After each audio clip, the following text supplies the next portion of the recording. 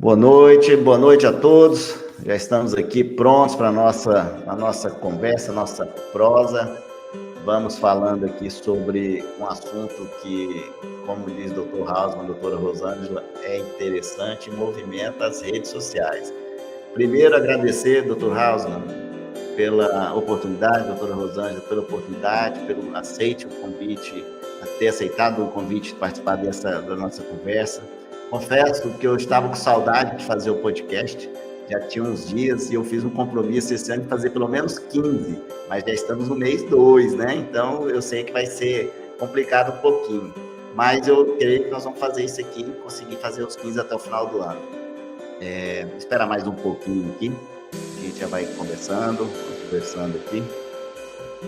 Eu também vou aproveitar, dar o meu boa noite aí a todos, né? Cumprimentar aí a doutora Rosângela, o doutor Helder. Para mim é sempre um prazer e também uma honra participar desse podcast, que a gente já havia combinado em fazer um podcast, né, doutor Helder?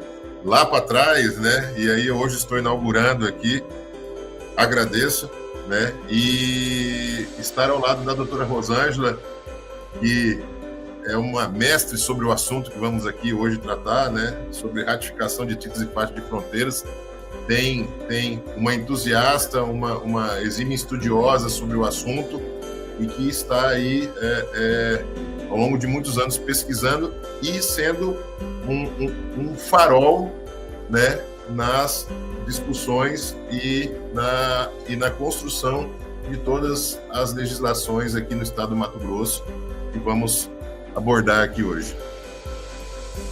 Olá, pessoal, boa noite a todos. É com muita alegria que eu faço parte, né, dessa nossa fala, desse nosso bate-papo.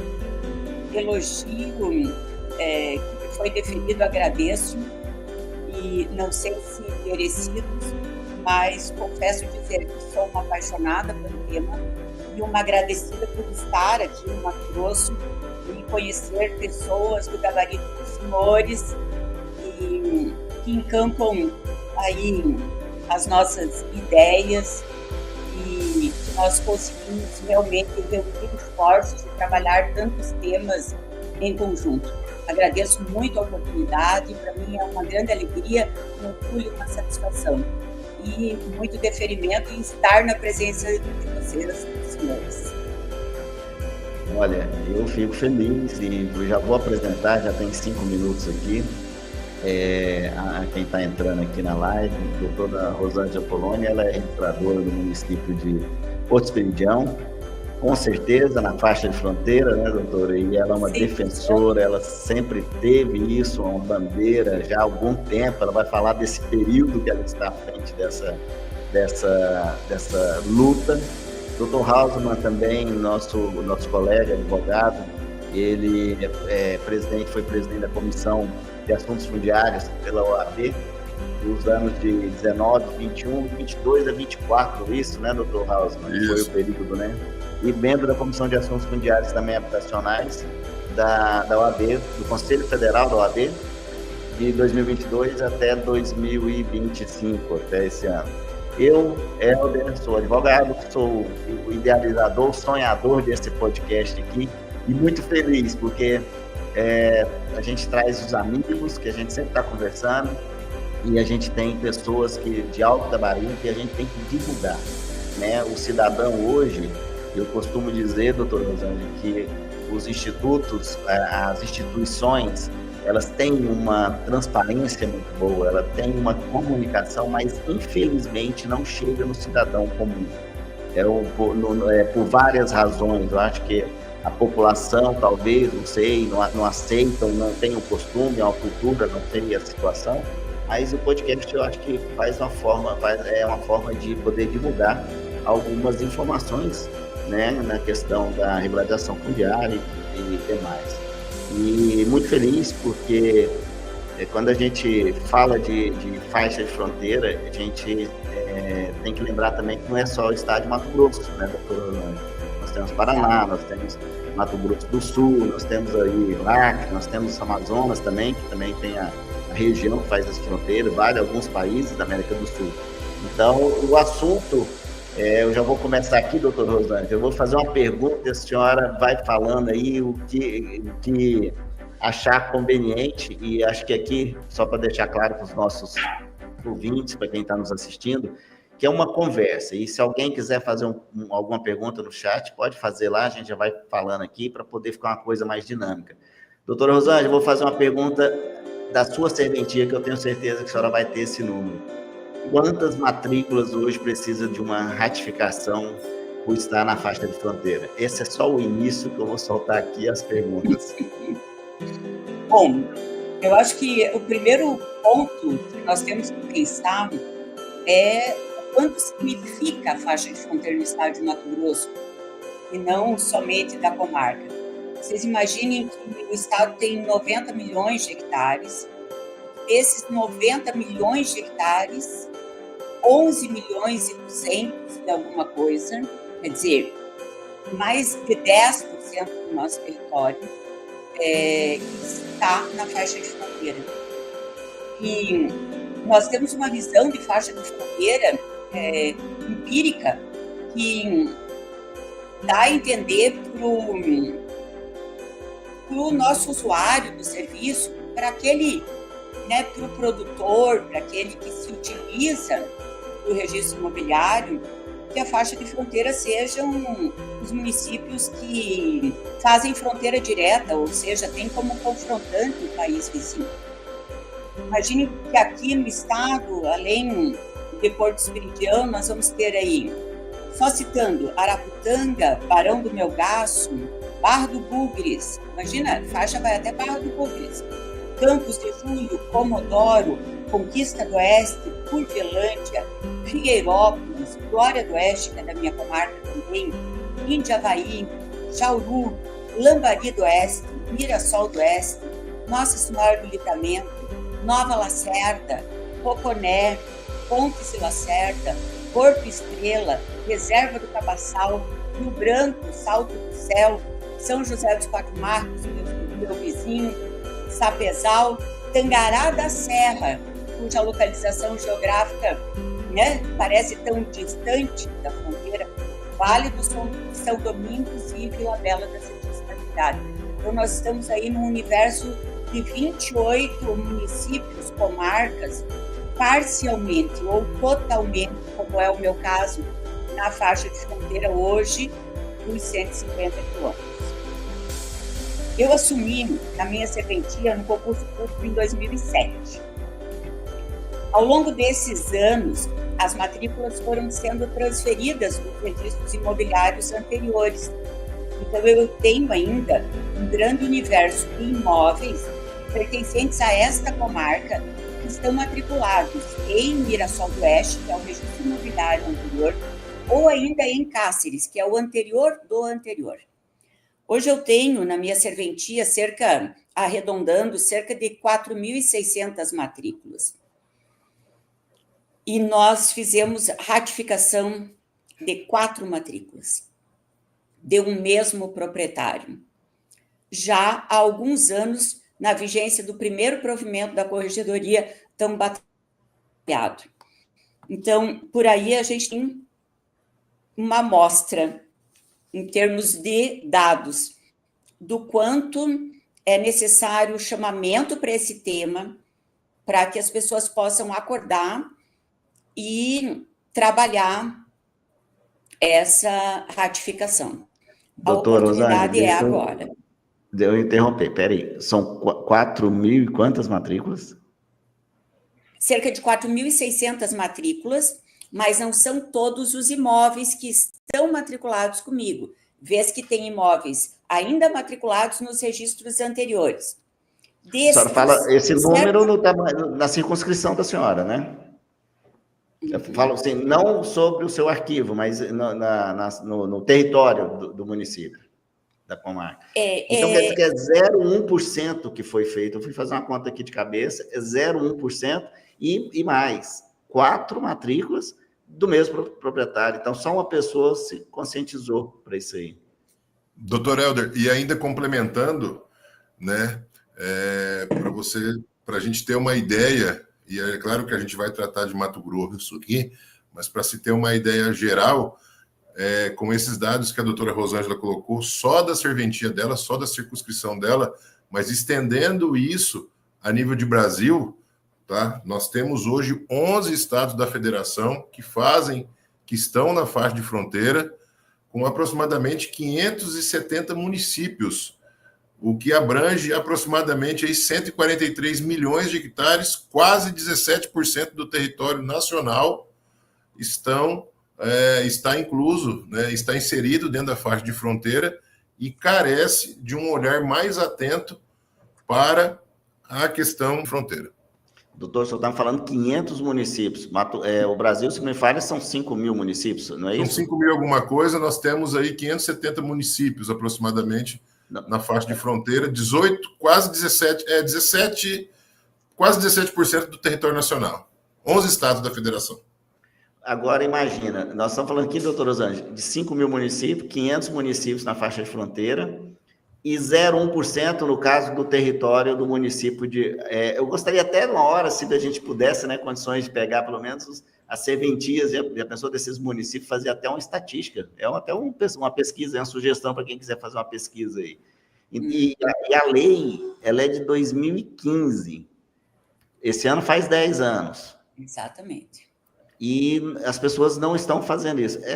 Assim, doutor Hausmann, o senhor que tem experiência na advocacia, nós já fizemos live aqui de problemas judiciais, de assentamentos que demoraram 20 anos para dizer que aquela área nunca deveria ter sido desapropriada em título A e B. Ponto. Nós conversamos uma vez, primeiro regularizando, sobre esse assunto. Imagina as questões judiciais, se um governo, aqui longe de falar de governo A ou B, mas se ele precisar, porque a faixa de fronteira é segurança nacional, se ele precisar de imóveis ali, será que, na visão do senhor, seria possível? Mas, olha, vamos pegar aqui aquilo que não foi ratificado? O que o senhor acha? Doutor Helder, eu acho que essa pergunta, eu acho que é o cerne hoje daquilo que nós vamos discutir, né? Como você mesmo disse, nós temos uma legislação que é de 2015 e essa legislação, ela coloca um prazo para os proprietários de imóveis rurais localizados na faixa de fronteira buscarem a ratificação do título. Tá? Esse prazo, ele já sofreu uma prorrogação e esta prorrogação, ela vai se findar em 22/10/2025, ou seja, daqui poucos meses, né, o prazo estipulado em lei vai se findar e a gente vê que a grande maioria dos produtores rurais no estado de Mato Grosso, vamos falar do nosso estado, não se ativeram a isso e não estão promovendo a ratificação. E a consequência jurídica disso é uma consequência descrita na própria lei, né? Existe um dispositivo legal, né, o que prevê, né, a reversão do imóvel para a União. A gente tem que ter a visão de que a titulação na faixa de fronteira que não aconteceu dentro dos critérios necessários à época, ela pode ser anulada. Eu acho que é isso que as pessoas não entenderam ainda, né? Os proprietários de imóveis rurais. E o legislador está aí trazendo dando essa possibilidade da ratificação do título sem antes sofrer as consequências da lei. Mas isso vai acontecer de forma imediata? A gente não pode garantir, mas a legislação que temos hoje é um dispositivo que vai trazer a reversão dos imóveis para o patrimônio da União. Nós já temos, né, doutora Rosângela, decisões judiciais de casos práticos da comarca de Cáceres e também de Araputanga, né, doutora Rosângela, é isso? Né? Aonde já existe decisão judicial determinando o cancelamento do título, né, do título de propriedade expedido fora das condições legais à época e que não teve a sua ratificação. Então, nós não estamos aqui amedrontando ou falando qualquer tipo de situação. A gente está demonstrando que existe uma legislação que impõe um dever aos proprietários de imóveis rurais e que a ausência da prática da ratificação pode levar à reversão do imóvel à União novamente, né, doutora Rosângela? Perfeito.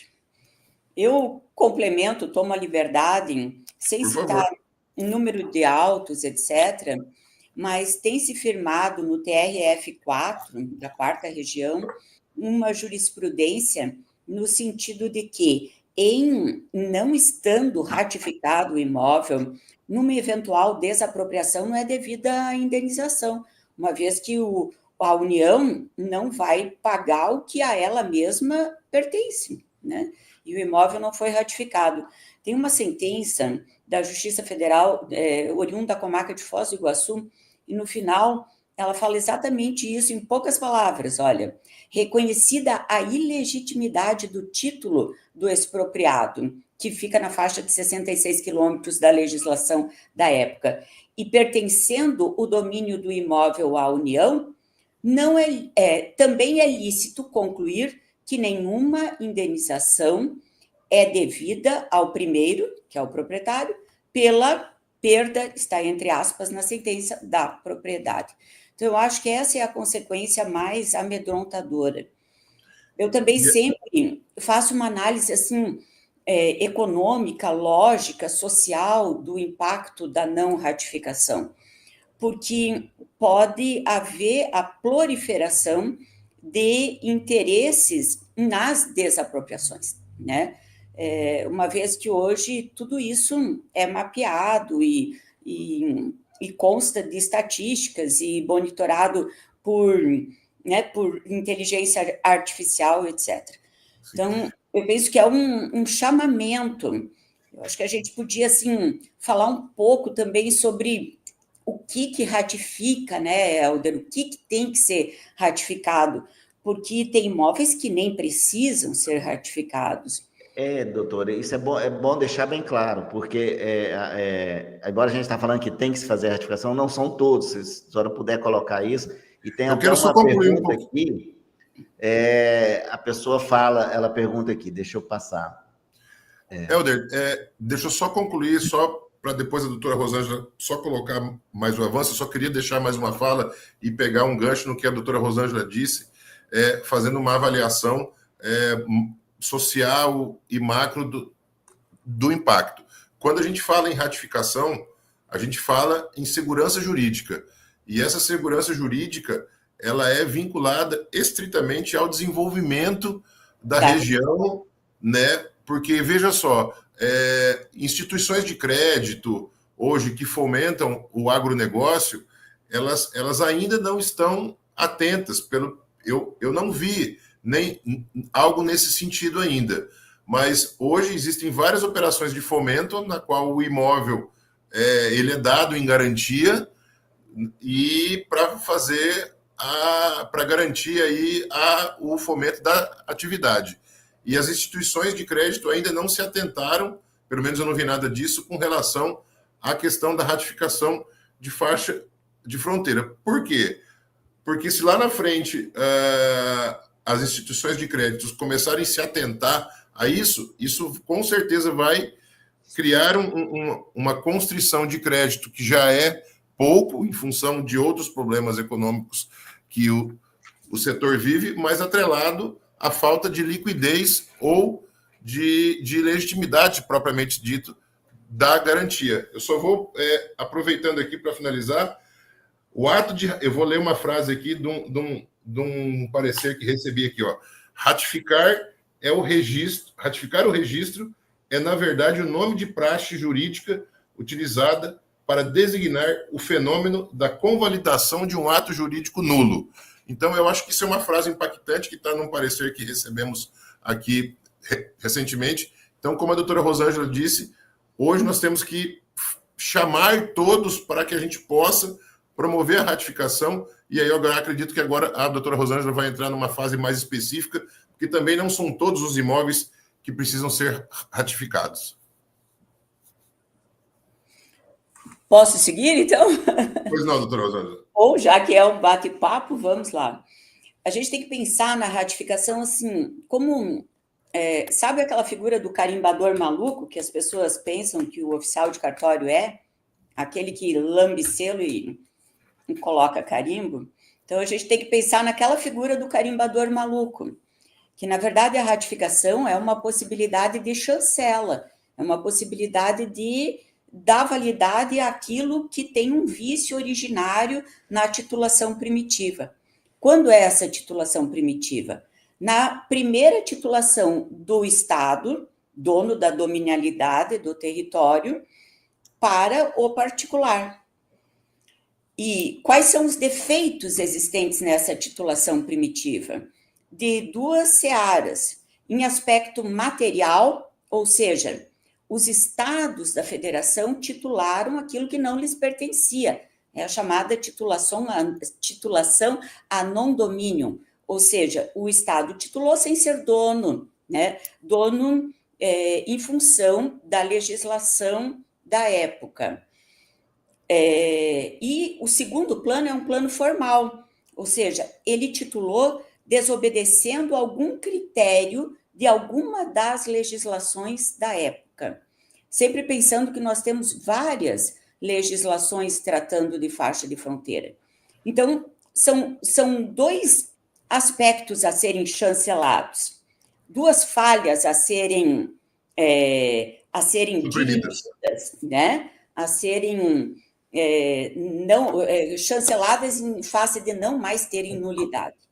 Então, ou o Estado titulou que não lhe pertencia, ou o Estado titulou desobedecendo o regramento da época. Exemplo, faixa de fronteira, exigência do assentimento prévio do antigo Conselho de Defesa Nacional, hoje Conselho de Segurança Nacional, né? Então, são esses dois aspectos. Pensando assim, que a faixa, ao longo do tempo, ela variou de tamanho.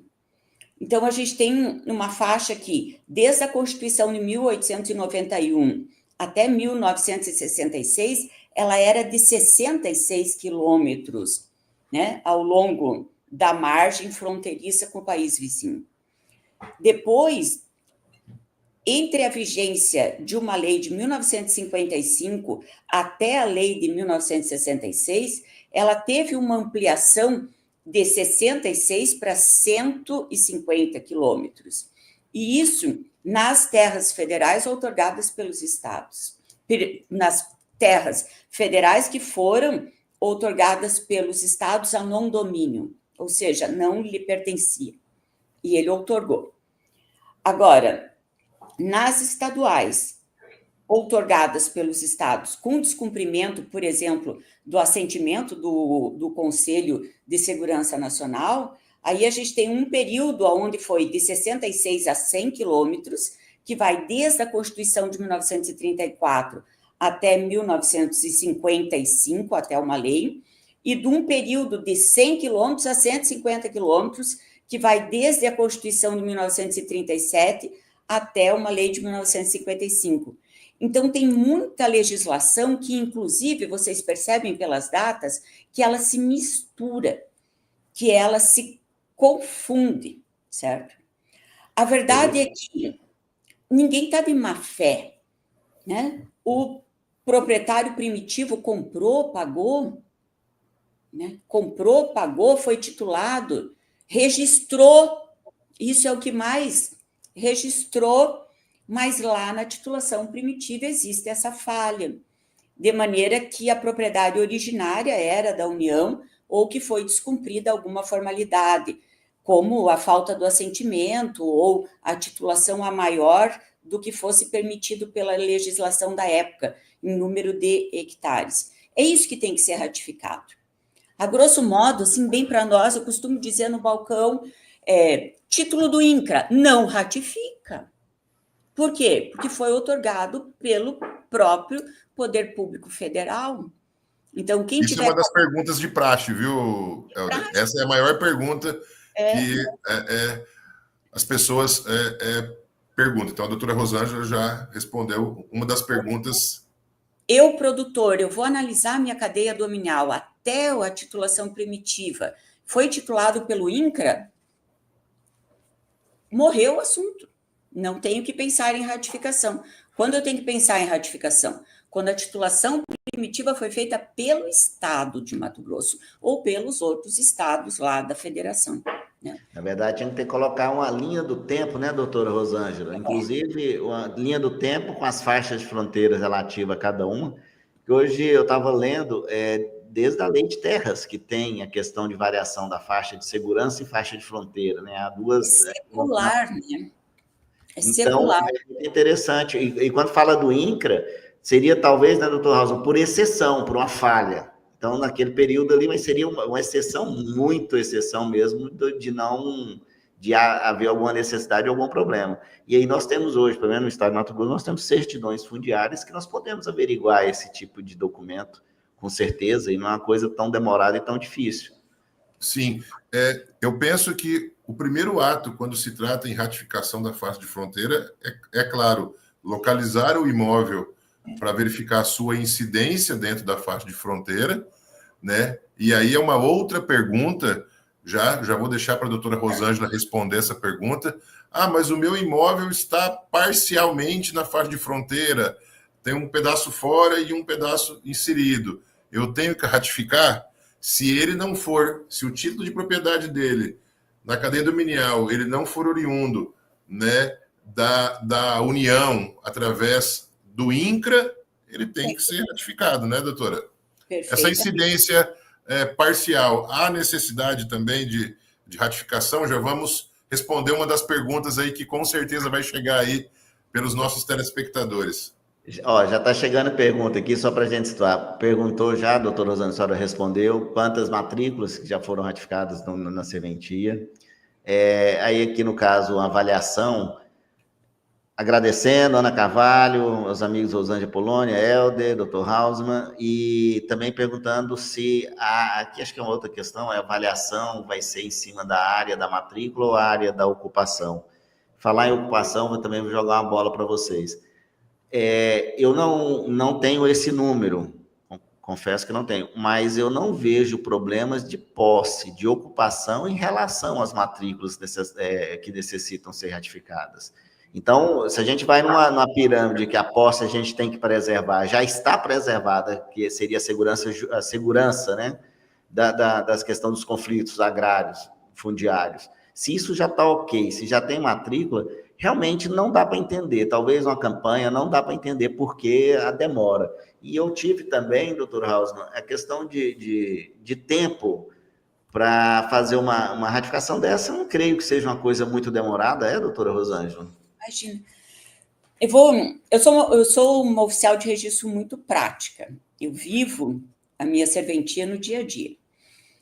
Vou dizer aos senhores, assim, aquilo que é a demanda do balcão. Quando o produtor, o proprietário, ele vem e ele quer falar sobre o assunto. A primeira pergunta dele é quanto custa, né? Vamos ser práticos. Quanto custa? A ratificação no registro imobiliário, hoje, ela é cobrada pelo item 19B, a linha 2 da tabela de emolumentos. Ou seja, o máximo que pode custar é R$ 6.026,46, acrescido do ISSQN, que varia de município para município, se é repassado ao usuário ou não, e notificações, eventuais confirmações, alguma coisa que tenha de acessório. Então, vocês vejam que isso é ínfimo pelo valor das propriedades. A senhora está falando dos 6 mil de uma área, aí tem a delimitação do tamanho da área, né? Seria uma área... Ela é pelo valor do imóvel. Qual é a base de cálculo estabelecida na tabela de emolumentos, que, na verdade, hoje é o provimento 49 de 2024. A base de cálculo é o valor fiscal do imóvel para fins de ITR, ou o valor do negócio, a parte declara o valor na inicial, quanto vale o imóvel, ou o valor da transmissão, mas aqui não há transmissão, então estamos diante de dois valores, prevalecendo o que for maior.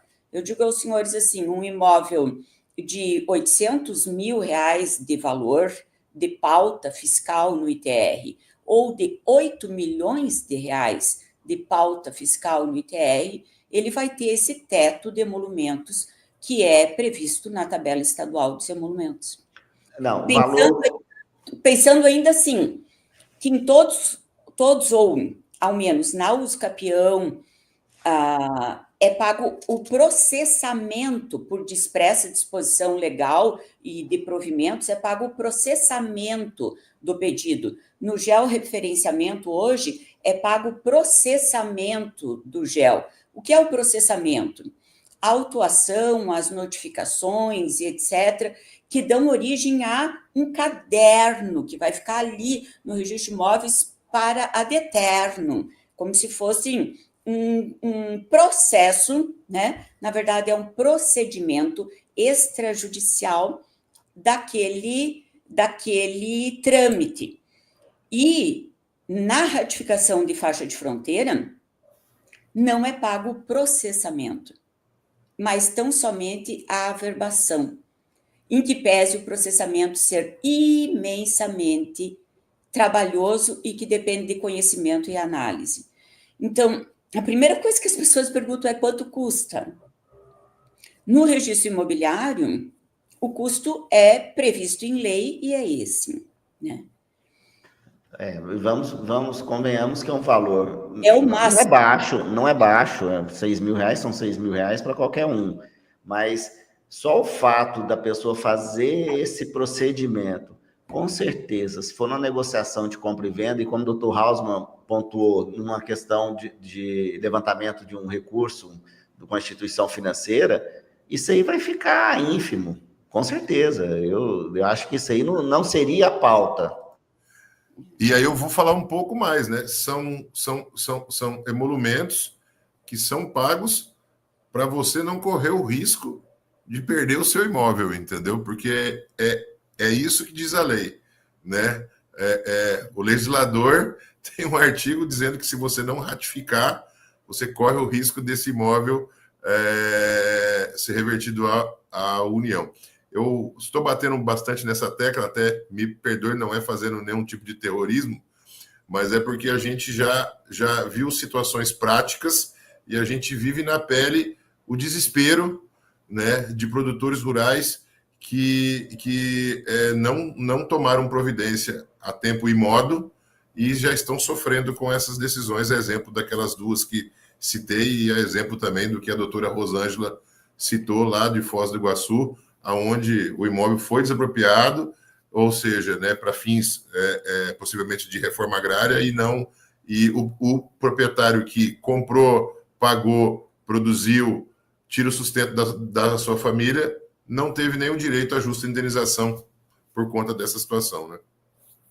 Tem uma pergunta aqui interessante. O Claudemir Salles, ele fala: sou geomensor e averbei recentemente algumas matrículas oriundas de títulos atribuídos pelo INCRA. Nesse caso, terei que fazer um laudo de ratificação? Dá para entender, ele fez o georreferenciamento, né? E aí ele teria que já fazer esse laudo concomitante, talvez seja essa a pergunta dele. É muito difícil que a gente possa se manifestar sem observar documentos, mas se o título foi emitido pelo INCRA, tudo indica que não há ratificação a ser feita, né? Pense assim, a lei é muito clara, né? Ela fala no artigo 3º, a lei da ratificação. Ela fala no artigo 3º que ficam ratificados os imóveis cujas alienações foram feitas pelos estados, e aí ela estabelece. Então, a alienação feita pela União, não há que se falar em ratificação, tá? Porque é pelo próprio artigo 3º da 13.178 de 2015. Talvez por isso, né, doutor Rosângela, que tenha sido feita a averbação sem a necessidade ou exigência, né? Na verdade, eu penso que a averbação, aqui o colega se refere à averbação do georreferenciamento. Sim, mas a pergunta dele é se ele deveria ter feito o laudo de ratificação também. O que a doutora Rosângela está dizendo é o seguinte, né? Se o imóvel teve sua origem, né? Se ele nasceu de titulação do INCRA, a própria lei 3178, ela no artigo 1º, ela já ratifica todos esses títulos aí que foram expedidos pelo INCRA, e aí o artigo 3º traz essa complementação, né? Então, assim, a primeira coisa que tem que ser observado, como a doutora Rosângela diz, o imóvel está inserido na faixa de fronteira? Sim. A titulação dele foi pelo INCRA ou foi pelo Estado? Via de regra, se foi pelo INCRA, mesmo ele estando na faixa de fronteira, ele não precisa ratificar. Se a cadeia dominial chamar a titulação primitiva dele o Estado de Mato Grosso, ele precisa ver qual é a hipótese de enquadramento para ele promover a ratificação. Não é isso, né, doutora Rosângela? Exato. Eu penso, Helder e colegas, assim, que o gargalo da ratificação, é a minha opinião, né? Estamos num bate-papo aqui, numa conversa. O grande gargalo da ratificação é o desconhecimento e o despreparo para poder analisar a legislação na questão histórica, sabe? Não é tão simples assim. Vocês querem ver? Eu sempre, quando vou orientar, eu até tenho um checklist, e eu coloco na minha nota de rodapé do checklist, assim, uma instrução normativa do INCRA, que era a instrução normativa que regia as ratificações antes da Lei 13.178 de 2015, quando o assunto era pertinente ao órgão, ao INCRA. Então, essa instrução normativa de número 27A, nós podemos até mencionar aí depois ou compartilhar o material com todos, ela tem uma tabela. Essa tabela, ela é bem didática e ela traz os elementos. Nessa tabela traz, por exemplo, assim, de 1891 a 1934, até 66 quilômetros, era só a União que podia titular. Fora dos 66 quilômetros, o Estado podia titular.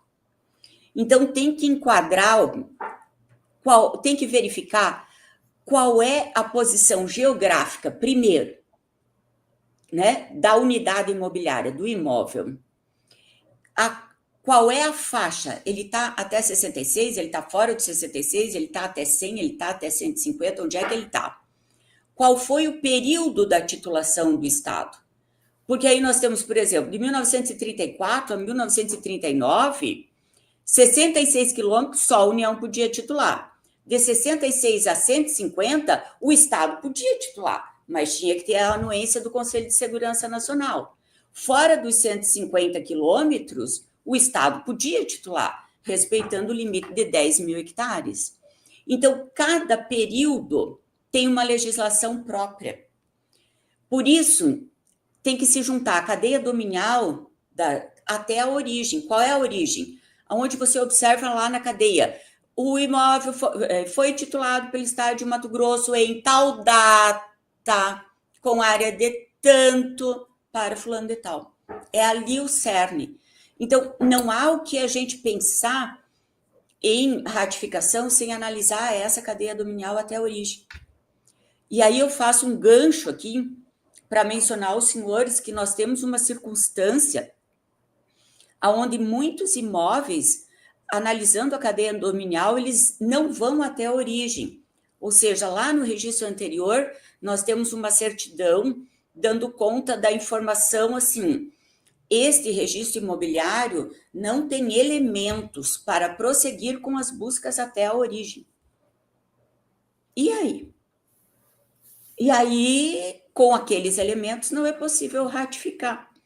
Então, a gente aconselha né, a parte, o patrono, o advogado da parte, quem está montando o procedimento de ratificação para o produtor, a que ele tente formar uma cadeia dominial às avessas, partindo do mosaico do órgão do Estado, descobrindo qual é o título primitivo onde ele foi registrado, e aí vai fazendo uma cadeia dominial lá de trás para frente, até o momento em que as cadeias elas possam se encontrar, cruzar, né?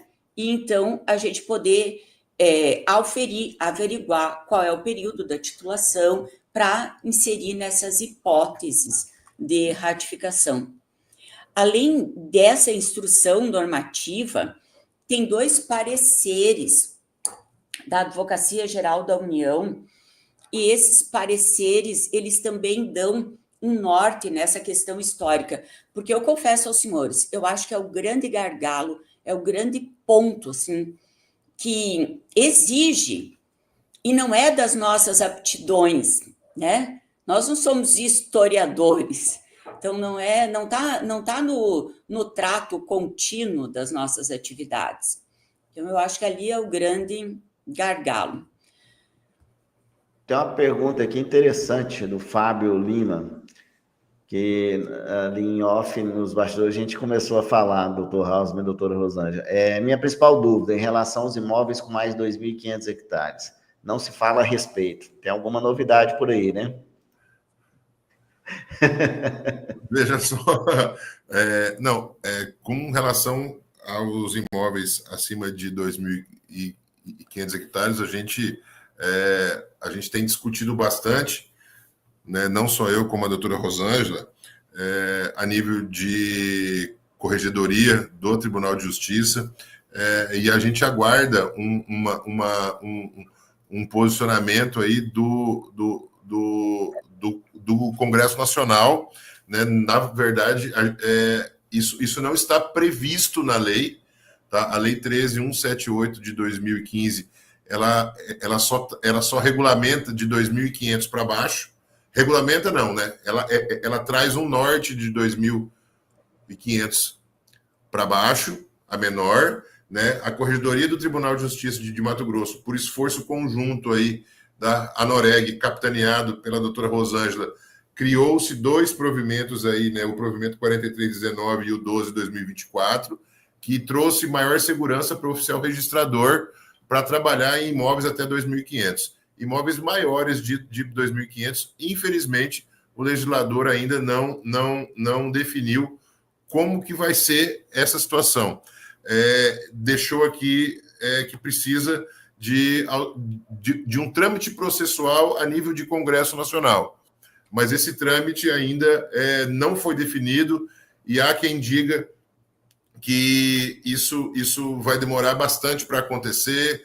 Outros dizem que essa regulamentação vai ter que vir através de um decreto-lei que vai abranger não só um caso específico, mas e sim a faixa de fronteira como um todo, aí de estado para estado. Enfim, é uma situação um pouco mais complexa.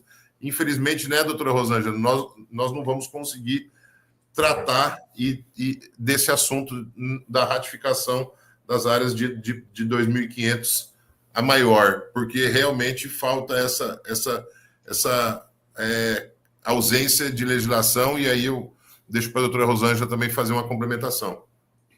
Doutora Rosângela, só um minutinho. Acho que essa pergunta aqui vem até nesse momento muito interessante. Fernanda Antelo, ela leu que a ratificação deve seguir critérios distintos por unidades da federação, mas poucos estados, como Mato Grosso e Paraná, se atentaram para isso. O que acontece nos estados que não fizeram essa regulamentação? Vamos lá. Bom, vamos por partes. Primeiro, área do imóvel. Eu considero a área do imóvel em qual momento temporal, né, da história do imóvel. Então, a 13.178, ela estabelece, logo no preâmbulo da lei, que o imóvel, a área do imóvel é a existente no momento da publicação da lei lá em 2015, considerando os seus eventuais remembramentos ou desmembramentos. Então, a lei, ela fatia, eu costumo até sempre fazer um triângulo, assim, ela fatia a ratificação em 3 faixas, sabe? Com 3 critérios diferentes. Depois eu vou tentar colocar o que a colega participante questiona aí com relação aos estados que não regulamentaram. Então, a lei, ela vem e diz assim, estão ratificados... Então, o tamanho do imóvel é como o imóvel estava no momento da publicação da lei. Se ele foi desmembrado, remembrado, unificado, como ele estava em 2015, no momento da publicação da lei. Essa é a área. Então, eu não considero a área do título primitivo, eu não considero a área que o imóvel tem hoje. Qual foi o objetivo do legislador? Evitar parcelamentos que viessem a fraudar a questão do tamanho das propriedades, óbvio.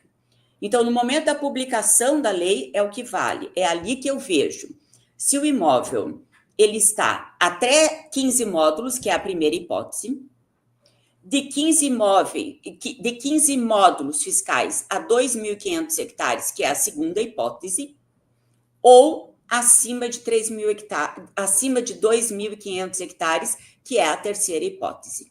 Então, eu tenho 3 hipóteses da ratificação na 1378. Até 15 módulos, o imóvel como estava no momento da publicação da lei. Tabela dos módulos fiscais, varia de município para município, no país inteiro. Por exemplo, aqui em Porto Espiridião, o módulo fiscal é de 80 hectares. Tá? 15 módulos a 2.500.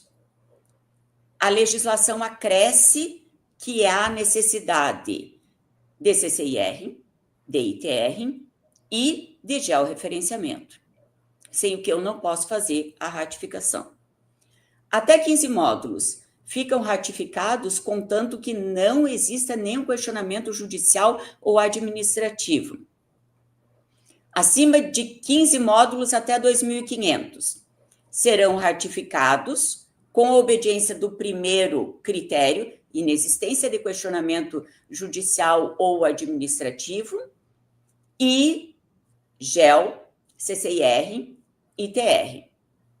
Isso até o ano passado, porque com o julgamento de uma ação direta de inconstitucionalidade dessa lei, se acresce a necessidade da comprovação da função social da propriedade. Então, agora, até 15 módulos, a gente verifica aonde está a propriedade, a incidência da propriedade, em todas aquelas legislações da época da titulação, qual é o vício da titulação, baseado a incidência em laudo, né, de profissional técnico habilitado para dizer aonde ela se situa e em qual hipótese de nulidade de defeito na titulação primitiva, que essas hipóteses que eu mencionei para vocês, que até estão nessa tabela da instrução normativa do INCA e em outros pareceres, que dão um subsídio para quem não quiser pegar os livrões, né, de história. Então, ali é uma hipótese, até 15 módulos. De 15 módulos a 2.500, eu tenho que comprovar aquilo, mas eu também preciso comprovar função social da propriedade, eu também tenho que apresentar CCIR, TR e GEL. O imóvel tem que estar certificado, GEL referenciado, certo? Acima de 2.500 hectares, a lei claramente remete que é necessária a prévia aprovação do Congresso Nacional mediante regulamento. Que hoje tudo indica que esse regulamento seja um decreto-lei, um decreto legislativo, que tenha que tramitar nas duas casas, com quórum, com aprovação, e que defina exatamente aquela situação jurídica. E na faixa de fronteira ainda está condicionada a ouvida do Conselho de Segurança Nacional. Então, é necessária essa ouvida. Ou seja, se o produtor chegar lá no balcão da serventia com um imóvel que em 2015 tinha mais de 2.500 hectares e quiser protocolar um pedido de ratificação, eu vou devolver numa nota fundamentada dizendo que eu não tenho como praticar a ratificação, vez que a Lei 13.178 condiciona a prévia aprovação e etc. Né? Então, e, doutora, desculpa atrapalhar, mas dentro do mesmo raciocínio, até se as serventias recebessem esses pedidos de ratificações, igual a senhora está falando, de devolver, dizendo que não pode, em razão do tamanho que precisa, faria uma pressão no Congresso para que isso desse andamento de certa forma? Porque teria um número, né? Começaria a ter números, a gente tem que pensar em números, em estatística, para poder saber o que seria necessário para resolver. Isso é mais uma questão de segurança jurídica, né, doutor Helder? É o que a gente estava discutindo aí antes de começar. Isso hoje... O prazo está correndo, né, doutor? O prazo está correndo, né? O prazo está correndo e não existe nenhuma regulamentação por parte do ente competente de acordo com a lei, né? Se for para deixar para a última hora, não vai dar certo. Doutora, a senhora, claro, tem um controle do seu cadastro, da sua serventia, mas em Mato Grosso, tem uma ideia de quantas matrículas seriam necessárias hoje? A área nós já temos por alto, mas teria esse número? A Noreg, Iri, eu acho que nós não temos esse número. Nós podemos institucionalmente verificar com cada um dos colegas dos 28 municípios atingidos. Mas eu digo, assim, com base na minha vivência de Porto Esperidião, Glória do Oeste, eu penso que, com toda certeza, cerca de 40% do acervo da serventia. Já é um número bem expressivo. Se pegar esse número, acho que na própria SEI já tem esses números de cada serventia, já deve ter esse número aí para poder ter uma noção, né? De hectares a gente sabe. E, doutor Hausmann, voltando àquele assunto da instituição financeira, eu fiquei pensando aqui dali. Mato Grosso, não, eu vou soltar a bomba aqui. Mato Grosso, maior produtor de grãos do Brasil, se fosse um país, seria o terceiro maior do mundo, produtor, né? Na faixa de fronteira, tanto aqui em Mato Grosso, quanto nos outros estados, tem produção de soja. Mato Grosso do Sul, pecuária, etc. Se não tem esse controle, automaticamente isso influencia no desenvolvimento socioeconômico do país, do estado, do município, nem se fala. E esse ordenamento territorial, essa governança de terras, né? O estado deveria ter esse olhar, né? Eu acho que esse olhar teria que ser mais cirúrgico nesse ponto. Eu acho que essa seria um questionamento. Se não tem, a doutora Rosângela falou, são 4 matrículas só. Então, se não tem isso aí, vai impactar. Baixada Cuiabana aqui, nós sabemos que tem um impacto das Sesmarias. Tem legislações da Sesmaria 12.225, até hoje não teve decreto, de 2023, que influencia diretamente também nos municípios da Baixada e de fronteira. Então, o Estado está demorando. O Estado que eu falo, o Estado de Mato Grosso, não a União. Aqui assim, essa questão da faixa de fronteira, ela sempre pairou sobre os produtores rurais aqui do estado de Mato Grosso, né? A competência desta ratificação, ela,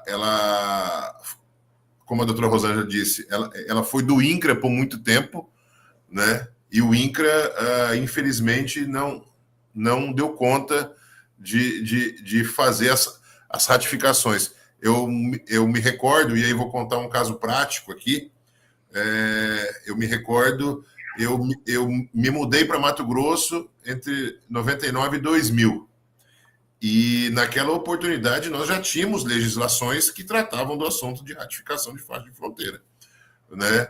E eu me recordo de protocolar no INCRA, tá? 5 pedidos de ratificações, tá? De imóveis rurais localizados ali na região de Pontes Lacerda, né? E o único ato que tivemos foi o carimbo do protocolo, né? Não se movimentou nada. Isso que, para protocolar esse processo, como a doutora Rosângela fez aí, era um calhamaço de documento, né? Né? Hoje o procedimento ele é de certa forma simplificado, simples, é direto no cartório. Então, assim, hoje a gente já reduz bastante essa questão de análise. Por quê? Porque hoje é de interesse também do oficial registrador fazer a ratificação para ter uma matrícula segura dentro do seu município e chancelar a validade, chancelar o ato jurídico, para que daí para frente os negócios possam acontecer de forma correta e sem preocupação, transmitindo essa segurança jurídica que todos nós necessitamos em relação ao registro imobiliário, né? Helder, eu gostaria de retomar o questionamento da participante com relação, assim, à inexistência de ato normativo das corregedorias de outros estados. Então, assim, as honras devem ser feitas. O Tribunal de Justiça do Estado de Mato Grosso, por intermédio da corregedoria, da Comissão de Assuntos Fundiários do Estado. O que é essa Comissão de Assuntos Fundiários, gente? É um rol, né, de participantes, onde institucionalmente N órgãos estão representados por membros permanentes ou transitórios em função do assunto que está sendo tratado e com reuniões periódicas onde se procuram soluções jurídicas a assuntos que afetam de forma geral o Estado, sabe? Essa prerrogativa, a criação dessa comissão, é que, na verdade, foi o grande pontapé, né, para que a gente tivesse a norma aqui no Estado de Mato Grosso, como a primeira norma existente no Brasil, e depois replicada em outros moldes também no Estado de Mato Grosso do Sul, no Paraná e alguns outros. Vejam, qual é o obstáculo da lei? Porque ela depende de algo para o produtor obter a ratificação. Imagine, a lei, ela traz no texto assim: ficam ratificados os imóveis com área de até 15 módulos rurais, contanto que, no artigo 1º, não exista nenhum questionamento administrativo ou judicial, ok? Ficam ratificados. Primeira pergunta: ratificado de ofício? Ao registrador não é dado praticar atos de ofício sem ser provocado. Ficam ratificados, contanto que não exista questionamento administrativo. O que eu tenho que exigir? Certidão de quem?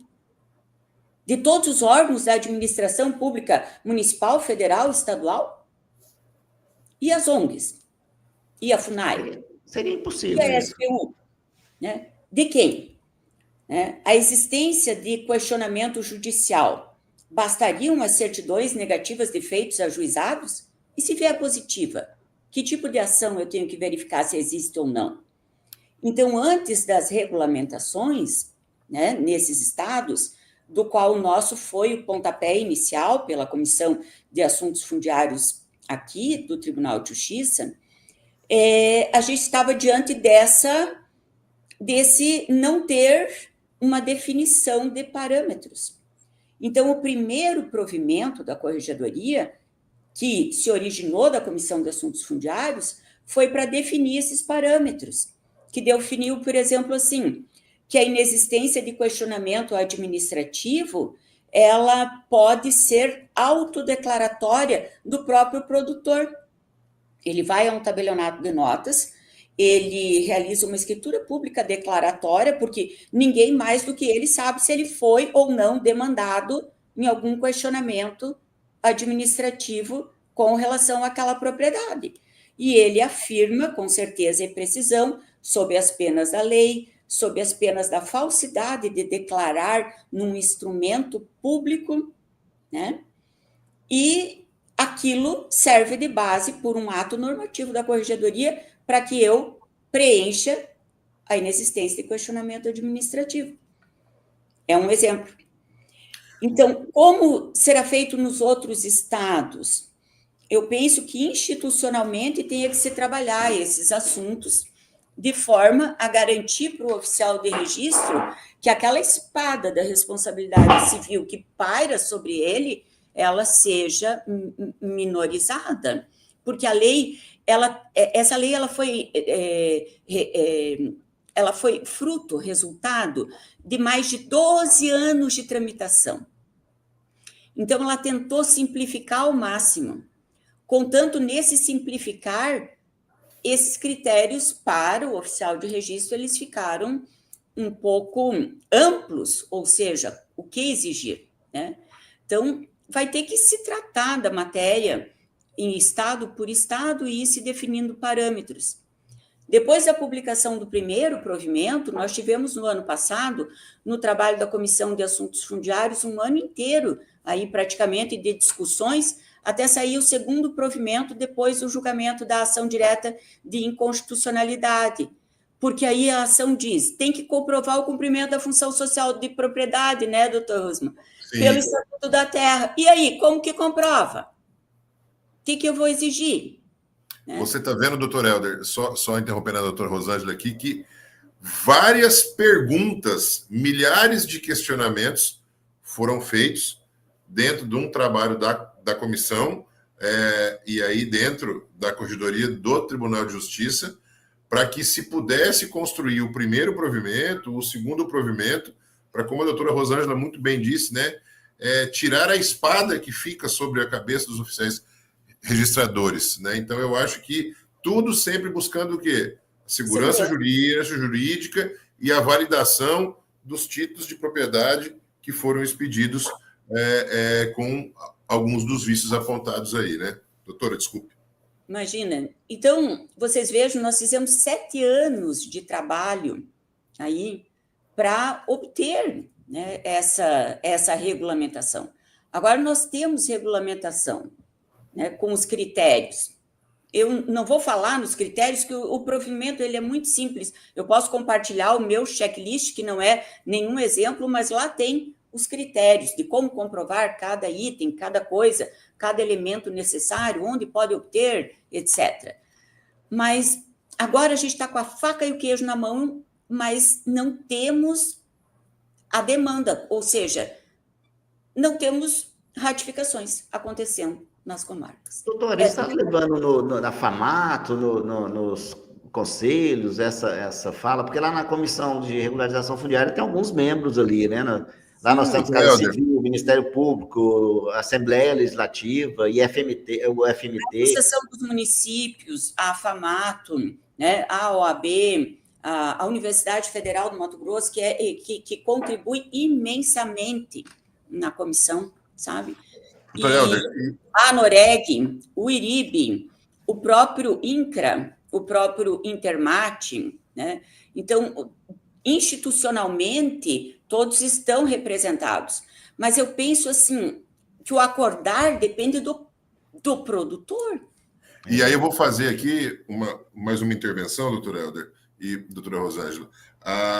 O próprio Tribunal de Justiça, né, elaborou uma cartilha, né, com relação a isso, com a colaboração da doutora Rosângela, né, e a própria FAMATO também fez uma cartilha, né, que participou desta em conjunto com o tribunal. Então, assim, da comissão para dentro, todos nós estamos imbuídos e estamos aqui trazendo o assunto em tela. E aí eu quero aproveitar aqui também para dizer, nós temos vários advogados aqui que estão participando hoje deste podcast, dizer para eles representa, né?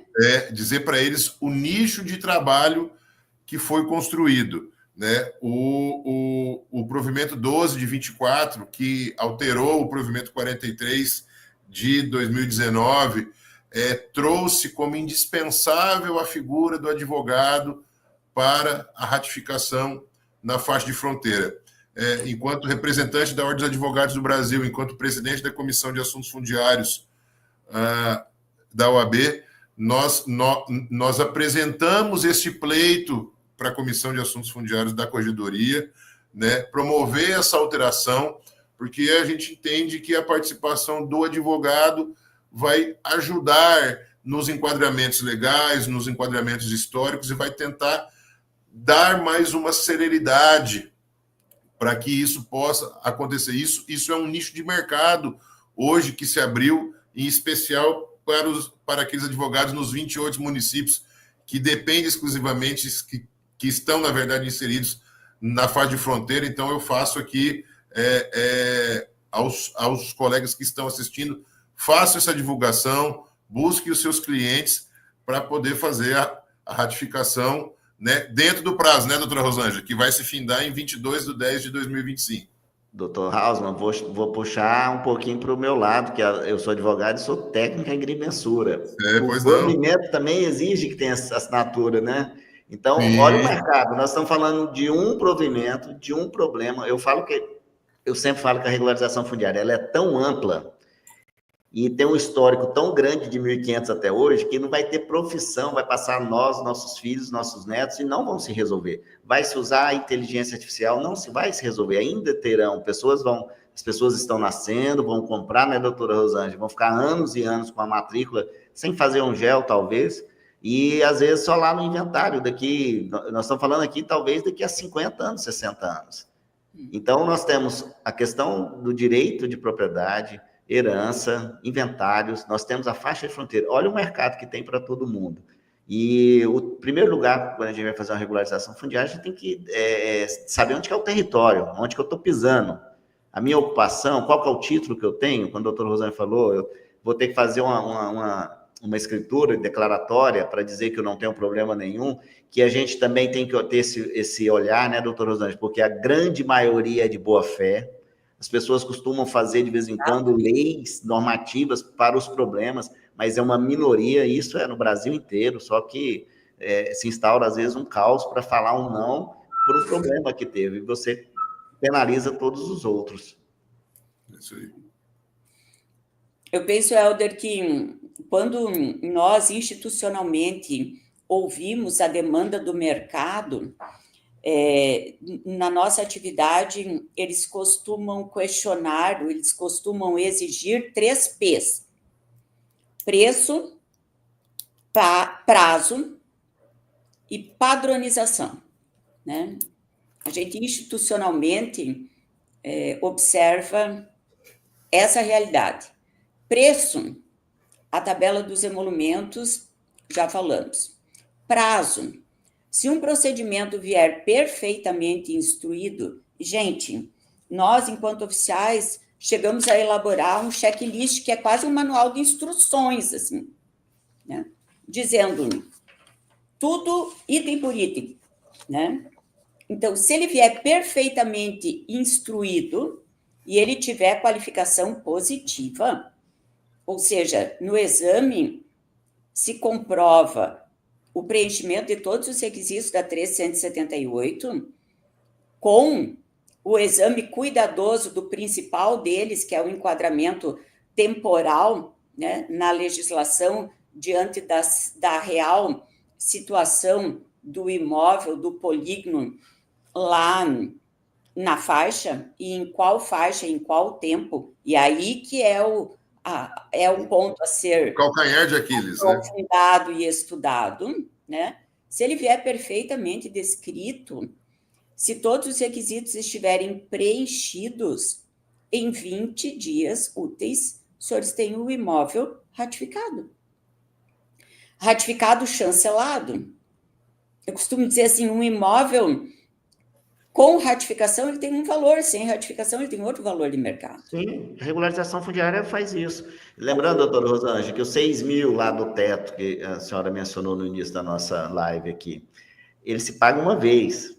As pessoas esquecem que nós temos veículos e pagamos IPVA todo ano, R$ 1.500, R$ 1.000, né? E você paga por muitos anos. Você vai pagar isso uma vez. Eu volto a falar, não é barato, mas se você diluir isso no valor do imóvel que vai ser melhorado, né? Vai ser valorizado. E o tempo, isso não é justificativa. Talvez uma campanha nesse sentido, falar um pouco mais sobre isso, não é justificativa. A gente tem que chegar no produtor, a gente tem que chegar no proprietário, sabe? E vocês vejam, esse é o segundo P. E o terceiro, preço, padronização, né? E prazo. A padronização nós temos, ou seja, agora que honras sejam feitas, né? Mediante a atuação da comissão Tribunal de Justiça, dos que institucionalmente estão representados, né, as instituições na comissão e o trabalho conjunto, nós temos os 2 provimentos que disciplinam uma padronização. Então, nós temos tudo. Na verdade, nem... Ou seja, hectares, nós temos tudo. De 2.500 hectares. Acima é que nós estamos num limbo, né? Veja, doutor Helder, então, de 11 estados da federação, nós temos 3 aí que temos conhecimento, né? Mato Grosso do Sul e o Paraná, que tem a legislação, né? Que estão conseguindo desenvolver a ratificação. E digo para você que o estado do Mato Grosso foi o estado que ditou o regramento, né, para o Mato Grosso do Sul e para o Paraná, foi o precursor, né, que levantou essa bandeira e que fez o enfrentamento e que fez as discussões. Então, a gente está aí pronto para receber a demanda, né, doutora Rosângela? Né? Os oficiais registradores, né, das circunscrições imobiliárias que estão afetos aí à faixa de fronteira estão prontos para receber a demanda, para receber as demandas do ponto de vista técnico e também do ponto de vista normativo, né? Então não há que se falar de inexistência de normas hoje até 2.500 hectares. Exatamente. Não há justificativa, essa é a realidade. Tem uma pergunta aqui, só rapidamente. A pessoa fala sobre a questão das sesmarias, né? Títulos de sesmarias é relativo, porque até eu falo sempre, a doutora Wanda Silva, que tem um trabalho, um artigo do doutorado dela, ela coloca lá os números e as sesmarias que foram validadas pela coroa. Então, tem toda uma avaliação, acho que isso aí dá uma live só para a gente falar sobre isso. Então, a sesmaria realmente, origem, tem que ver. Lembrando sempre que está uma confusão em algumas situações, sesmaria como denominação, nome de um lugar, e sesmaria como nome do título, né, titulação em si. Então, essa seria Cláudia Andrade, que ela fez essa manifestação aqui. Mas pensamos assim, Helder, desculpe interrompê-lo, mas sesmaria não foi otorgada pelo Estado, né? Foi um título do Império, ou seja, não está naquelas hipóteses de ratificação da 13.178. Doutora, nós temos uma lei em Mato Grosso, 12.225. O decreto regulamentador dela, que a lei já fala, na lei ela é curta ali, fala que nas matrículas com descrições precárias, as descrições naquilo que, né, alguns não sabem, acho que a descrição é o que tem encaminhamento, como é que está aquilo dali, aquela matrícula. Faz a consulta aos 2 órgãos, institutos, o INCRA, União, e o Instituto de Terras de Mato Grosso. Faz a consulta. Se não for área devoluta, e dependendo da faixa de fronteira, vai ser somente o INCRA para titular, se for o caso. Se não, vai ser o Intermate, se couber. E lembrando aqui também que o Instituto ele tem uma ferramenta onde coloca a faixa de fronteira. Então, se você leva os seus dados ali também para aquela ferramenta, já dá para identificar se ela está na fronteira ou não. O que teria também, doutor Rosângela, uma sugestão, vou até ver isso, sugerir também, poderia colocar a faixa de fronteira de acordo com o marco temporal de cada Constituição. Seria interessante, porque facilitaria para os registradores, para os profissionais. Isso sim. Agora, e aí a gente tem um outro fator, Helder, além da simples definição de 66 ou 100 ou 150 quilômetros, que são os critérios. Se a titulação era livre pelo Estado naquele determinado período ou não, e se ela tinha que obedecer critérios e quais eram os critérios em cada faixa, em cada período. Então, você percebe que dá uma espécie de sobreposição de camadas, assim? Com certeza. Vai ter titulações aí. Porque uma coisa é titulação a non domínio, e a outra coisa é a titulação com desobediência aos requisitos legais de cada época, que se sobrepõem a essa questão da Constituição. Esse enquadramento é o enquadramento correto que vai fazer com que o oficial registrador bata a chancela. Então, você vê que, como a doutora Rosângela está dizendo, é um assunto que realmente carece debruçar, estudar para fazer o enquadramento correto, porque se você fizer o enquadramento correto e levando os documentos, é o que a doutora Rosângela disse. Em 20 dias ela vai conseguir, né, fazer todo a positividade, né, a qualificação positiva dos documentos e vai chancelar a matrícula, vai ratificar a matrícula, né? Mas, via de regra, o que a gente tem de realidade é que não vem nem com a instrução dos documentos necessários e, quando instruídos, muitas vezes equivocadamente. Então, também nós vamos ter que passar por uma... sobre o assunto, fazer a nossa parte, né, em termos, estudar o assunto e montar esse procedimento corretamente dentro da padronização, né, e para dar efetividade ao objetivo da lei, que é ratificar. Gente, a lei fala assim, ficam ratificados. E daí não está ratificado por quê? A pergunta é essa, por quê? E a lei usa exatamente essa expressão, né? Ficam ratificados. Tem mais aqui, o Cláudio Paixão falando, Associação dos Registradores do Paraná, em parceria com o sistema FAEP, Senado Paraná, produziu também a cartilha de ratificação de áreas de fronteira. Excelente, por sinal. Como que é? Excelente. Cartilha excelente. Ótimo, vamos compartilhar depois aqui. Está falando aqui a Cleusa Aparecida, após o prazo final para a ratificação dos imóveis, os registradores poderão, talvez, né, prosseguir com as retificações, enquanto a União não as requerer para tanto? A bem da verdade, eu nunca fiz uma reflexão sobre, mas a gente acaba dando conta da demanda do dia, né? Ou do mês, ou do momento. Eu não fiz essa reflexão, se depois de outubro isso seria possível. Com certeza, doutora, deve vir alguma coisa, né, doutor Hausmann, nesse meio tempo. Já existe. Esperam um milagre, né? Todos esperam uma nova legislação, e é por essa cultura que a ratificação ainda não pegou, né? Todo mundo fica empurrando com a barriga, essa é uma expressão que vai sair uma nova norma, que vai prorrogar, que vai mudar critérios e etc. Só que deixam de aproveitar um momento propício, né? Até dependendo de tendências políticas futuras, né? E hoje a gente tem o regramento.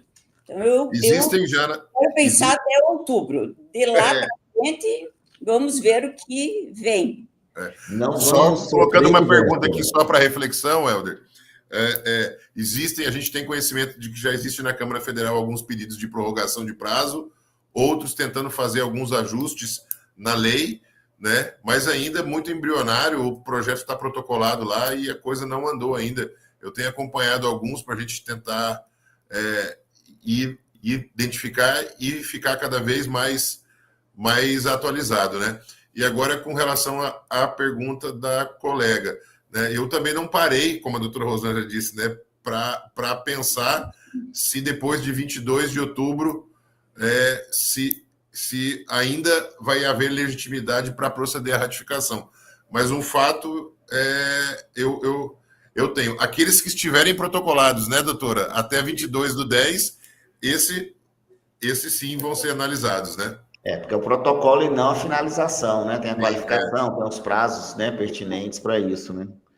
A Lavínia, ela fala aqui, faz uma pergunta. As áreas possuem destinação rural, mas estão localizadas em área urbana. Segundo o cartório da minha cidade, não há necessidade. Lembrando que saiu uma lei também recente agora das áreas de expansão urbana, faria a regularização direto no Instituto de Terras, mas aí também tem que ver, né, doutora, como é que vai ser essa situação. Talvez o decreto ou a instrução normativa interna seria mais atenta a isso aí. Mas no caso hoje, como é que ficaria, doutora? Hoje, o conceito de imóvel rural pela legislação federal é de acordo com a destinação, né, de acordo com a finalidade né, que é o que prevê o Estatuto da Terra. Então, tem que haver a verificação da finalidade. Ele está situado numa zona de expansão urbana, mas ele é utilizado para desenvolvimento da atividade agrícola, pecuária, agropastoril, etc., ou não, né? Porque a lei, a 3.178, ela se destina à ratificação dos imóveis rurais. Pressupõe que eles tenham, inclusive, CCIR e ITR. Veja, se tiverem um IPTU, não são mais rurais. Eu, acompanhando o entendimento da doutora Rosângela, recebi uma demanda parecida com essa pergunta e também segui na mesma linha, porque o que acontece na prática, né? O imóvel rural com finalidade rural, ou seja, uma criação de gado, alguma plantação, o município foi crescendo e esse imóvel foi atingido pelo perímetro urbano, mas ainda tem a finalidade rural, por conta justamente dessa questão de imposto. Também, eu já vi situações em que você anda na cidade, né? A pessoa tem lá uma quadra, 2, 3, cercada com 3, 4 cabecinhas de gado lá, e lá é atividade rural. Então, ela consegue, com aquela comprovação da atividade rural, pagar ITR e não IPTU. Então, seguindo a mesma linha do que a doutora Rosângela colocou, se o imóvel tiver finalidade rural, atividade rural, eu penso também que deve ser ratificado, né, doutora? E tem aquelas áreas que foram do terra legal também, que foram passadas para os municípios, né, as doações daqueles imóveis ali. E tem a mesma característica, tem algumas chácaras que as cidades foram crescendo, Cuiabá tem característica rural, mas está dentro do perímetro urbano. Isso aí. Olha, tem mais uma pergunta aqui, deixa eu ver. Se busca aqui, em caso de recomendações preventivas, Karina Silva pergunta, se busca adquirir áreas na região de fronteira, o indicado é adquirir áreas com matrícula abaixo de 2.500? Na prática seria, porque teria essa forma de regularizar, mas se a lei não permitiu regularizar maior, com certeza, né, doutor Hausmann, segurança jurídica não vai atrapalhar isso. E a gente tem que fazer uma parte aqui, Helder, assim, existem muitos imóveis que já foram ratificados, nos termos das instruções anteriores, né? Então, analisando a cadeia dominial, muitas vezes a gente observa lá que houve a averbação de um ofício, de uma ordem do INCRA, ratificando aquela propriedade. Então, é importante que se analise a cadeia dominial até a origem. Existem imóveis, sim, ratificados, né?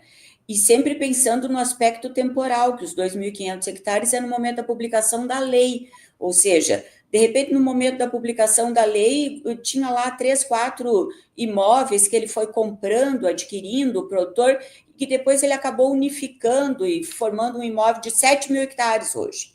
Mas lá em 2015, cada uma daquelas unidades não era maior, né, do que 2.500 hectares.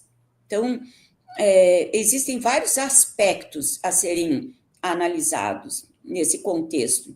Não dá para taxar imóvel acima de 2.500, vai depender dessa ratificação, se não fizer, vai ser retomado. Eu acho que essa seria uma posição meio fatalista nossa, né? A princípio, a gente observa, é lógico, dentro do desenvolvimento de um raciocínio, né, das opiniões da Advocacia Geral da União, da Advocacia do Senado e etc., num contexto assim, ó, gente, imóvel público não é suscetível de uso capião, né? E nem se essa uso capião for em razão da usurpação de um outro ente federativo. Eles usam até essa palavra, usurpação, ou seja, o Estado usurpou, né, da federação e titulou a non domínio, por exemplo.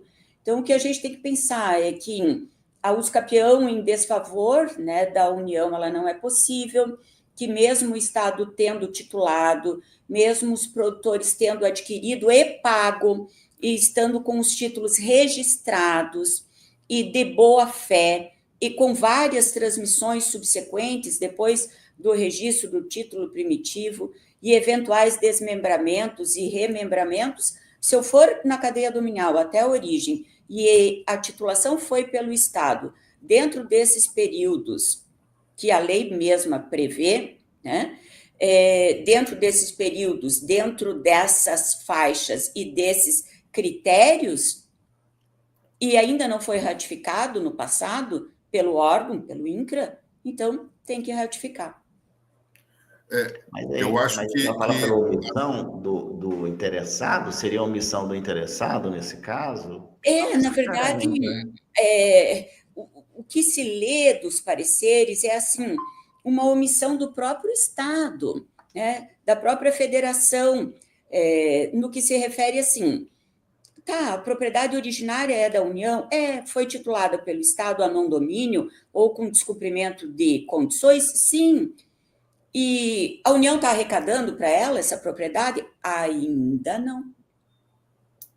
Então, a gente teve, né, ao longo, pensem, a primeira legislação tratando de faixa de fronteira, ela é de 1850, é mais de um século. Então, mais de um século nós temos legislação em cima de legislação, prorrogando, mudando critérios, etc, etc, etc. Mas ainda nós não tivemos uma demarcatória e uma retomada, né, da propriedade. O que nós temos são efeitos transversos nas decisões que nós mencionamos algumas aqui, que é isso que a gente está sentindo hoje. Agora, como vai ser depois de outubro, nós não podemos, né? Tem que haver um esforço institucionalmente dos produtores, dos proprietários, para movimentar o Congresso no sentido de editar o regulamento, e o regulamento está previsto na própria 378. Ela prevê, serão previamente objetos de aprovação no Congresso nos termos do regulamento. Então, o Congresso precisa editar esse regulamento, e isso se faz com uma demanda pública, institucional, política no Congresso.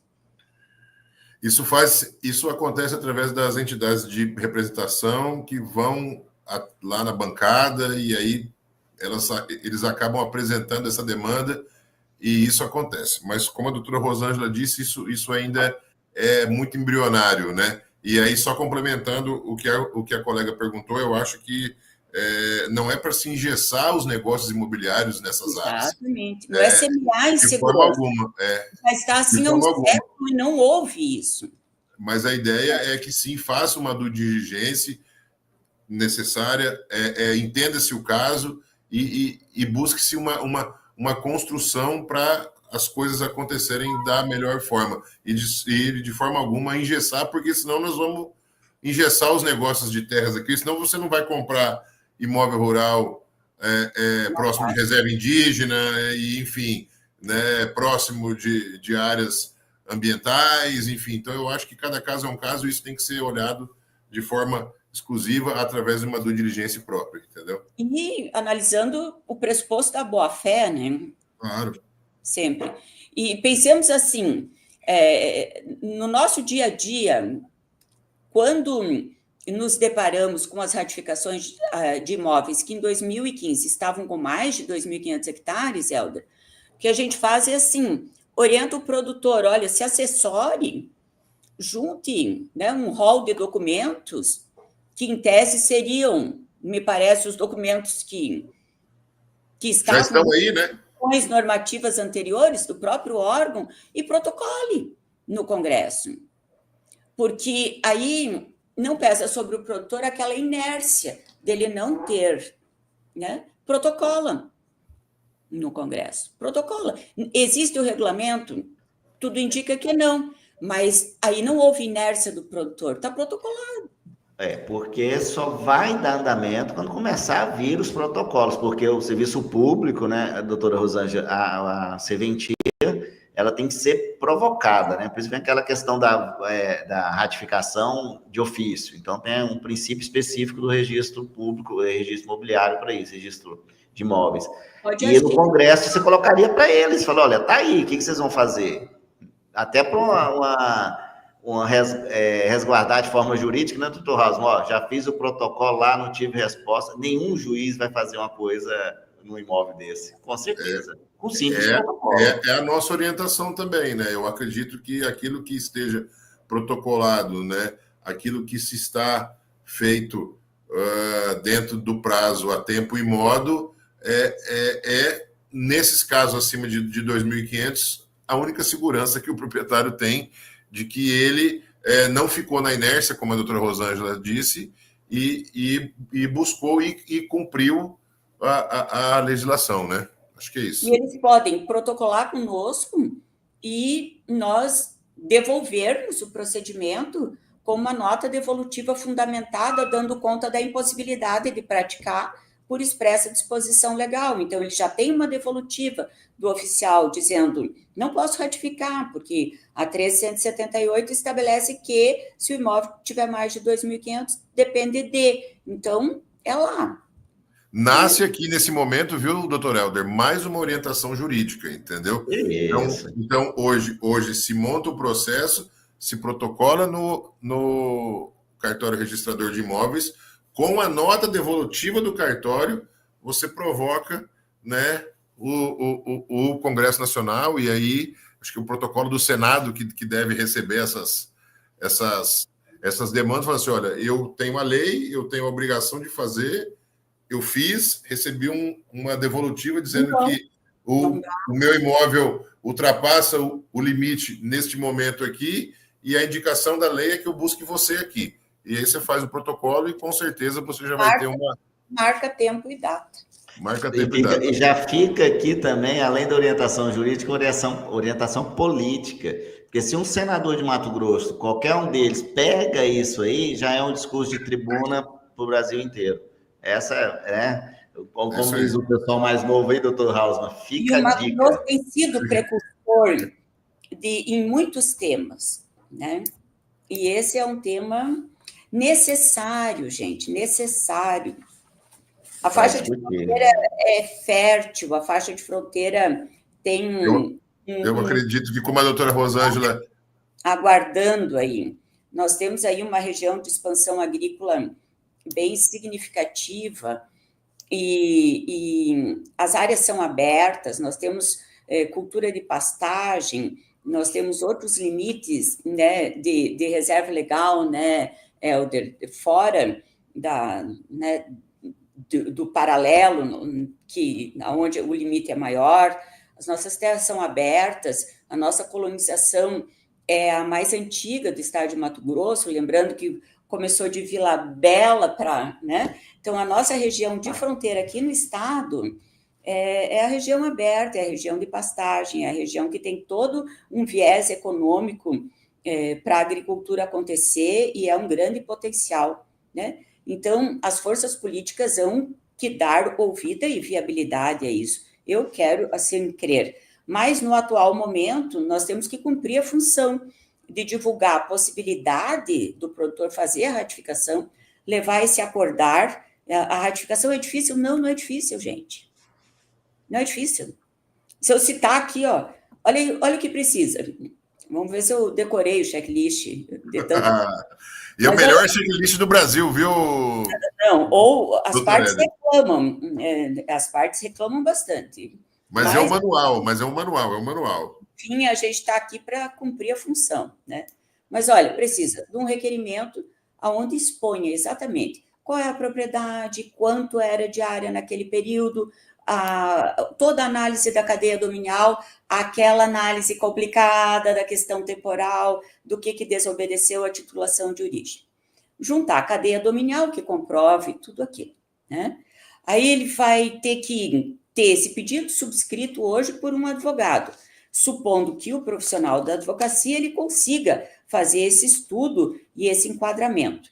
Ele precisa ter um laudo técnico de um profissional com a RT ou outro conselho que o seja, mas que ele possa afirmar com certeza e precisão onde é que está aquele imóvel na situação espacial dele, tá? E qual é a legislação pertinente da época na faixa, em termos de faixa 66, 100 ou 150, e em termos de critério, né? Se o Estado podia titular livre, ou se ele tinha dominialidade ou não tinha, ou se ele tinha requisitos e quais, né? Então, tem que ter esse enquadramento. Aí ele vai ter que declarar com relação à inexistência do questionamento administrativo, escritura pública declaratória, lavra no tabelionato de notas. Ele tem que atribuir o valor ao imóvel no pedido, porque esse valor vai ser base do cálculo dos emolumentos, chegando ao máximo daquilo que comentamos, de 6 mil e alguns reais ali. E ele tem que requerer que o pedido seja processado, que seja julgado procedente e que depois seja averbado na matrícula. Ele tem que anexar aí a cadeia até a origem, esse estudo técnico e analítico do profissional, né, da área técnica com o respectivo conselho. Ele tem que anexar a RT do profissional que responde, né, por atestar aquilo perante o conselho dele, e a inexistência de questionamento judicial ele comprova como? Com certidões negativas da Justiça Federal e Estadual de primeiro, segundo grau, certo? Aí isso é nos até 15 módulos. Fácil, fácil. Que complicação tem? E aí, nos de 15 módulos a 2.500, aí ele tem os acréscimos. Aí ele tem que apresentar CCIR, ele tem que apresentar ITR, ele tem que apresentar um laudo técnico que comprove, por um profissional, que existe o desempenho da função social com relação à produtividade do imóvel. Ele tem que comprovar que ele não está naquela lista do trabalho escravo, que é um dado disponível na internet, né, para comprovar a função social com relação a trabalho, e ele tem que comprovar que não incide a área dele sobre a área indígena ou quilombola, o que também um laudo aí do profissional, mesmo profissional que fez o laudo primitivo, pode atestar. E aí ele apresenta ITR, CCIR e deu. E grande parte desses documentos aí, Helder, como a doutora Rosângela está colocando, são documentos que o produtor rural, como disse, tem que ter na carteira, né? Porque são documentos que ele usa para fazer as modalidades de crédito, de financiamento. Não existe nenhum documento aí que foge, né, de uma excepcionalidade, né? Exato. Não há novidade. Não há novidade. Não há novidade. Sem dúvida. Eu vou passar aqui uma pergunta aqui, ó, o Gustavo Nogueira. E se o pedido de ratificação foi feito no INCRA e até o momento, por inércia do órgão, ele não se posicionou, mesmo assim tem que fazer a nova ratificação? Acho Sim. Que nós respondemos aqui, né, de certa forma. A Lei 13.178, ela revoga todas as disposições anteriores no próprio texto legislativo. Então, aquilo que foi concretizado como? Averbado. O que foi averbado está ratificado. O que não foi averbada a ratificação, independente da existência do procedimento administrativo próprio previsto na época, ele deve ser objeto do procedimento da lei atual. Aqui o Fábio pergunta também aqui que ele recebeu orientação do cartório do Mato Grosso do Sul de que o protocolo para as áreas acima de 2.500 deve ser feito no INCRA, que encaminhará ao Congresso Nacional. Isso procede, doutor Hausmann? Eu acho que não tem esse contato, será? Pode ser que tenha alguma normativa do Estado nesse sentido, né? Eu penso que para existir uma normativa, essa normativa tem que partir da diretoria do INCRA de Brasília, né? E aí eu acredito que a Superintendência do Mato Grosso do Sul ela não pode adotar um procedimento que não seja uniforme para o Brasil, né?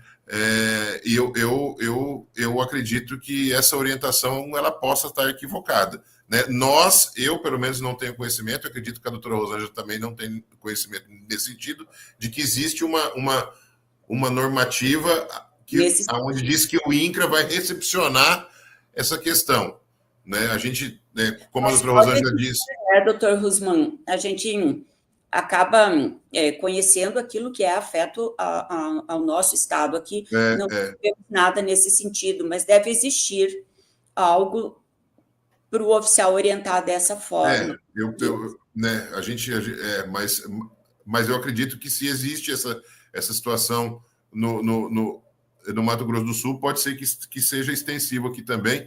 Eu vou, inclusive, buscar essa informação, né, doutora Rosângela, para ver se o INCRA aqui também estaria recepcionando essa questão, mas a gente não tem esse conhecimento, entendeu?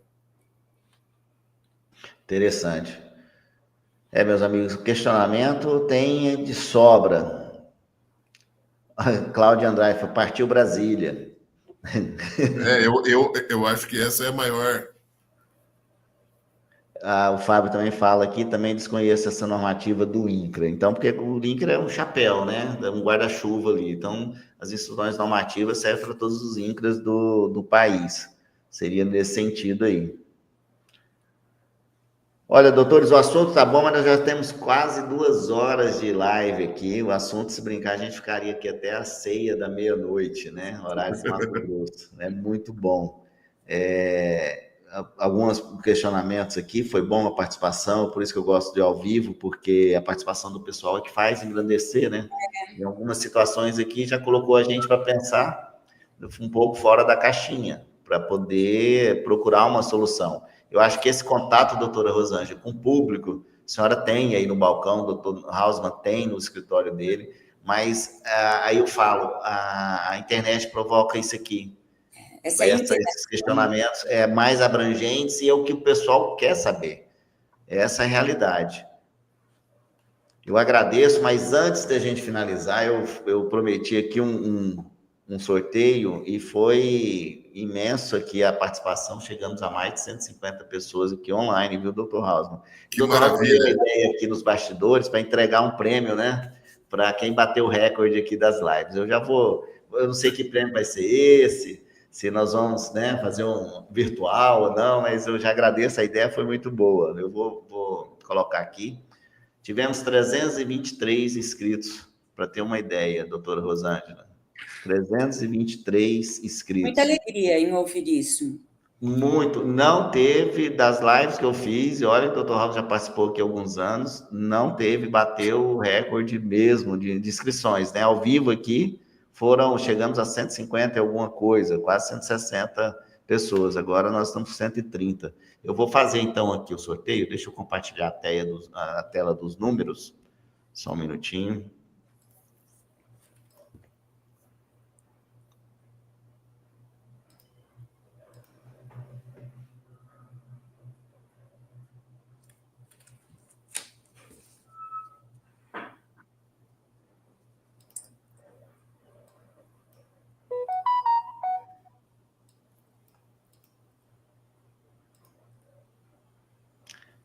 Tá aparecendo aqui os números, deixa eu ver se... Nós estamos vendo uma tela aqui diferente agora. Uhum. Tá movimentando. Então, eu coloquei aqui, são 322 números, tá para aparecer, deixa eu aumentar mais um pouquinho aqui. Número de 1 a 322, tá dando para ver aqui, doutor Hausmann? Sim, né? Eu tô enxergando, sim. Tá, Sim. 322. Então, vamos sortear o número aqui. E aí eu vou lá na lista, doutora Rosângela, para ver quem que é referente ao número. Vamos lá, então. Eu escolho o número? Ah, não. Não, tem na lista já aqui. Número 176. Agora, deixa eu compartilhar aqui a lista. O vencedor. O vencedor, número 176. Agora, deixa eu tirar essa tela e vou acrescentar da lista do que a gente colocou. 176.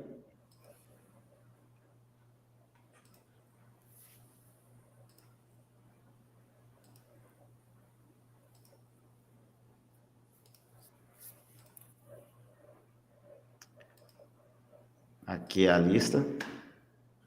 176. Olha aqui, ó, 322 pessoas. 176, 176. Deixa eu colocar aqui, compartilhar. Tá dando para ver a tela aqui? Tá, né? 176, 176. Tem que estar presente, viu? O requisito é esse. Nelson da Cunha Sintra. Se está presente aí, fala um oi para nós. Nelson da Cunha Sintra. Nelson da Cunha Sintra. 176, o número. Número da sorte. Está presente.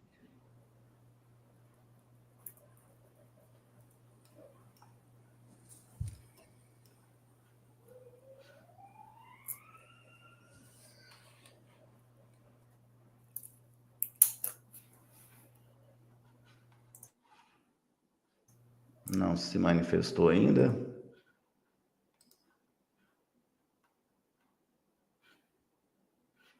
Não manifestou, não tá presente. Não está presente. Espera aí. Sortear outro número. Opa, Nelson da Cunha Sintra. Falou um oi aqui, ó. Nelson, um curso, valor de R$ 2.588. Viu? Você no 0800. As aulas começam provavelmente a partir do dia 20. E vou chamar os doutores aqui uma hora para participar desse curso também, viu? Que dá só engrandecimento aqui de conhecimento. Então, tá aí, Nelson, a gente entra em contato contigo e passa para você as orientações. Doutores, muito obrigado. Eu só tenho a agradecer tudo que nós apresentamos, nós falamos aqui. Eu acho que a doutora Rosângela e o doutor Hausmann já tem anos que falam sobre esse assunto.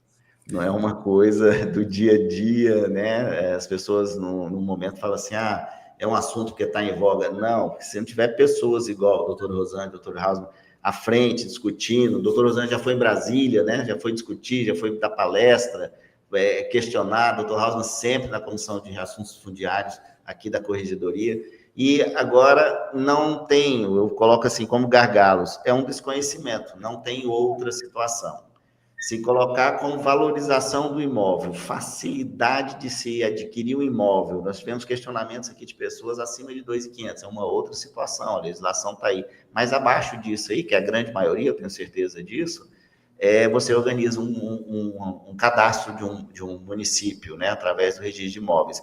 E não tem como, que é o quarto etapa, vamos dizer, da regularização fundiária, que é o desenvolvimento socioeconômico. Só vai ter um desenvolvimento socioeconômico na Baixada Cuiabana, nesses municípios. Lembrando aqui, doutora Rosângela, que o bioma Amazônia também faz parte da área de fronteira. O bioma Amazônia, nós temos Pantanal e nós temos Cerrado, dentro do bioma, dentro da faixa de fronteira do estado de Mato Grosso.